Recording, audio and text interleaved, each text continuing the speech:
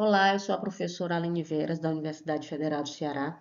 Estou aqui para apresentar algumas estratégias de acessibilidade comunicacional utilizadas em uma pesquisa que nós desenvolvemos com mulheres autistas, que visou incluir mulheres com maior necessidade de suporte, incluindo aquelas com necessidades complexas de comunicação. Tá? A gente partiu de uma inquietação, que é o fato de que a maioria das pesquisas inclui apenas mulheres sem necessidade complexa de comunicação, com uma boa comunicação oral e com a menor necessidade de suporte, tá? Deixando uma parte significativa das mulheres autistas fora, tá? Das pesquisas, né? Então a gente não produz um conhecimento que é válido para elas, a gente extrapola conhecimento produzido a partir dos dados de mulheres com menor necessidade de suporte.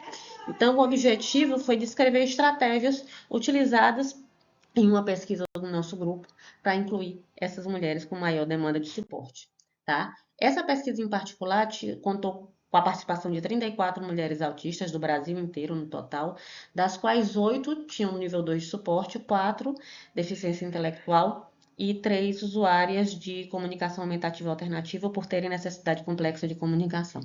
Uma falha, né? Uma fragilidade, melhor dizendo, dessa pesquisa é que nós não conseguimos a participação de autistas com nível 3 de suporte. E isso é algo que nós precisamos desenvolver estratégias também para incluir pessoas com uma demanda ainda maior de suporte, mas isso a gente não conseguiu nessa pesquisa, né? A gente fez 4 adaptações deliberadas para incluir o maior número de pessoas, o perfil mais variado de pessoas autistas, de mulheres autistas. Um delas foi diferentes modos de entrevista. A gente teve a entrevista presencial, mas a gente também teve a entrevista por videochamada, em que ela podia ligar ou desligar a câmera quando ela se sentisse à vontade. E também para algumas que tinham um nível de ansiedade muito grande com uma entrevista, mesmo por videochamada, comunicação em WhatsApp por tempo real, tá? Eu mandava a pergunta ou digitando ou falando, conforme ela preferisse, e ela me respondia ou gravando mensagem ou digitando.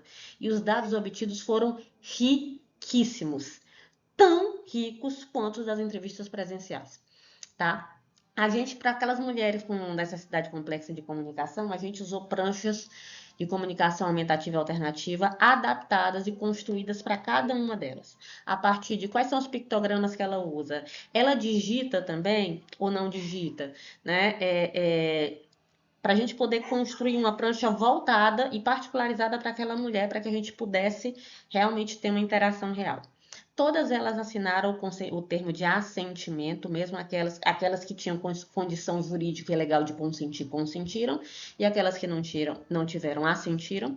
E uma outra estratégia que a gente utilizou para facilitar a participação de mulheres com necessidade complexa de comunicação ou com maior demanda de suporte foi a estratégia do círculo hermenêutico dialético, no qual dados produzidos por uma participante seriam, pelas participantes anteriores, os núcleos de sentidos que emergiam dali, são apresentados para as pesquisas, para as participantes subsequentes, para elas validarem ou não, acrescentarem alguma coisa.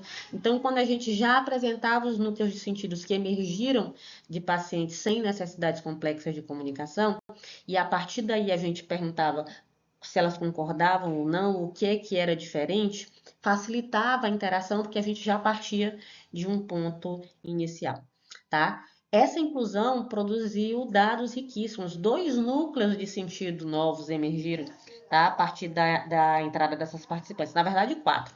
2 a partir da entrada de mulheres nível 2 de suporte sem necessidade complexa de comunicação e mais 2 quando a gente incluiu as mulheres com necessidades complexas de comunicação.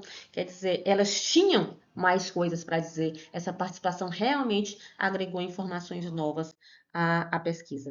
Tá? O que é que a gente tem de conclusão? Incluir é viável, agora improvisar não. A gente precisa ter um planejamento que não é fácil.